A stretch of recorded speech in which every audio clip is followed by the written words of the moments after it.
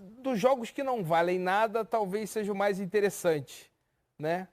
Para o Santos ainda vale a manutenção do vice-campeonato. Quase nada, né? O vice-campeonato, né? É.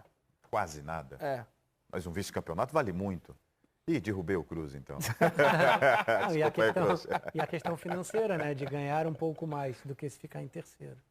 Que para o Santos pesa mais até do que para o Palmeiras.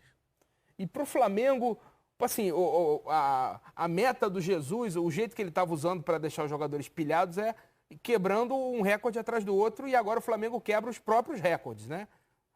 Pode ter 90 pontos, pode chegar a 93, número de vitórias, gols, etc e tal, mas já é o último compromisso antes da viagem para o Mundial. Talvez o Flamengo já chegue com a cabeça mais lá do que cá.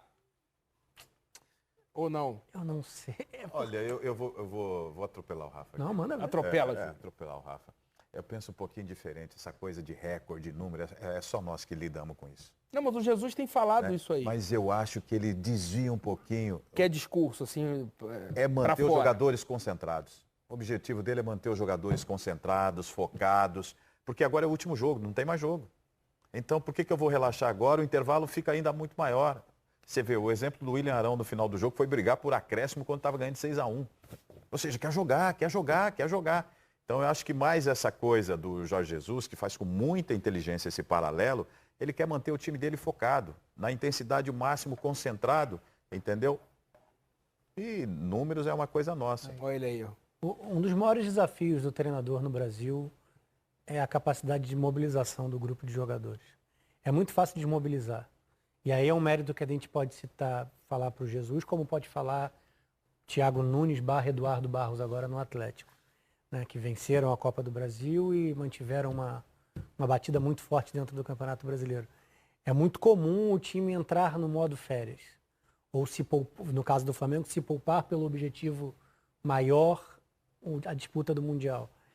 E é óbvio que isso passa pelo dia a dia, passa pelo trato, passa pelo tipo de comando do treinador.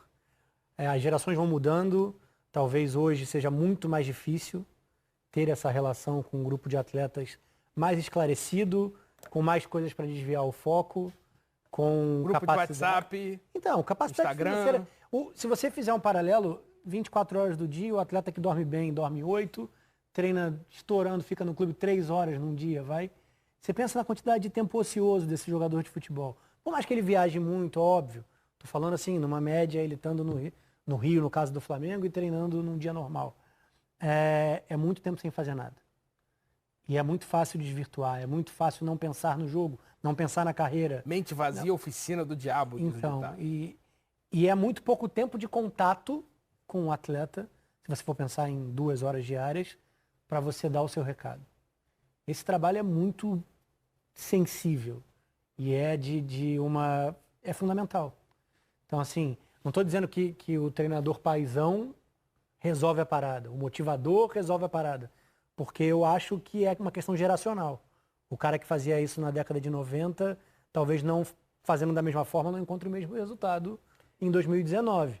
Mas você tem que ir encontrando quais são os gatilhos, quais são as necessidades. E um grupo como o do Flamengo, de jogadores acima da média, vai te exigir um outro tipo de forma de lidar do que um grupo de jogadores como o do Atlético, que buscam um lugar ao sol, que foram contratados de graça, que foram bem garimpados no mercado, mas estavam buscando o seu grande momento dentro do futebol brasileiro. Então, cada jogador, cada particularidade, característica de montagem de grupo, tudo isso conta.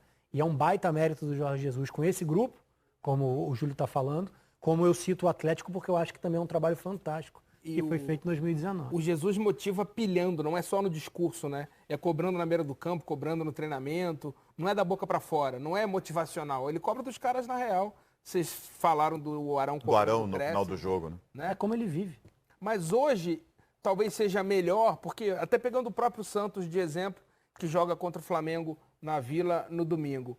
O Santos em 2011 foi campeão da Libertadores em junho para jogar o Mundial em dezembro. E acontecia muito naquela época. Corinthians, né? Do time dar uma barrigada no segundo semestre e chegar sem essa pilha, essa energia para o Mundial, né? O Santos o Corinthians fez isso, depois passeou no Brasileiro, né? Treinando no Brasileiro, entre aspas, para disputar o Mundial. Agora, eu acho que também tem uma coisa que favorece essa leitura que os jogadores têm a partir desse método, né, de manter essa pilha do Jesus, que é um pouquinho o jeito em que o jogador europeu, mesmo o brasileiro que atuou na Europa, tem essa consciência de concentração. É diferente, né?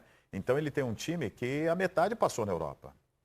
Diego Alves, Felipe Luiz, Rafinha, Maria acabou de chegar, Gerson veio, Diego passou pela Europa. Até o Bruno Henrique passou pela Europa. O Gabigol mesmo, deu errado, mas passou. Mas passou. Então a consciência de entendimento tático, de concentração é diferente, né, do jogador brasileiro. Eu diria que hoje os jovens jogadores brasileiros, né, que estão chegando aí nessas formações agora mais recentes, já tem uma concepção tática, um respeito, uma leitura muito mais acima do que a gente pegar em alguns anos atrás. Então acho que isso favoreceu também um pouquinho desse método mais arrojado do Jorge Jesus. Porque não adianta ele querer colocar esse foco, essa pilha, e o time não comprar. Claro. Né? O time comprou, alguns já tinham facilidade dessa leitura, entendimento tático, e claro, aí a coisa começou a dar certo. Né? Aí os outros vêm junto. É isso. Os aí, outros vêm junto. Olhei, mister. É papo para discussão, assim, longa. Calma, tem retrospectiva segunda-feira. Então, Guarda. Porque se a gente for fazer um paralelo, a maior dificuldade é que o ambiente, aí falando só de comportamento, nem tanto da bagagem tática, enfim, o ambiente no futebol brasileiro não parece profissional o suficiente para que o jogador se posicione de maneira mais profissional. Ele é criado, ele cresce, ele é formado de maneira pouco profissional. Convivendo com atraso de salários, convivendo com uma certa falta de estrutura na base. Não é mais, eu estou generalizando, não é mais a realidade de uma porção de gente. Mas mudanças constantes, questões de empresário influenciando, os direitos federativos, agora muito menos por regulamentações, mas a questão dos direitos federativos todos repartidos. Ele viveu nesses últimos tempos, né, o jogador formado no futebol brasileiro, ele convive com muita coisa que faz com que, de certa forma, a cabeça dele não caminhe para um lado o profissionalismo está em voga. É assim que eu tenho que me comportar, porque é assim que o meu ambiente exige. Né? Porque não é bem assim. Por isso que quando o jogador vai para o futebol europeu, convive com uma nova realidade, geralmente ele retorna de uma maneira diferente. Mas isso já poderia ser uma realidade nossa, contanto que os clubes, o Flamengo é profissional no trato, no ambiente, na estrutura, no pagamento, no que quer que seja. O resultado está aí. E eu acho que mais gente pode fazer algo nessa toada. Ficou ainda mais profissional quando Jesus chegou. Porque ele já chegou pedindo para botar biometria na entrada. Eu sei porque eu fui no Ninho do Urubu e vi. Olha, isso aqui não era assim, não. O Jesus, lá me falaram, o português mandou botar essa biometria aqui. Essa sala audiovisual, ele começa o treino dando palestra. Sim, depois mas aí você pega, conseguiu botar biometria porque já estava num caminho de profissionalização, entendeu? Sim. E aí vem alguém com um olhar um pouquinho de fora que eu acho que também faz diferença, né?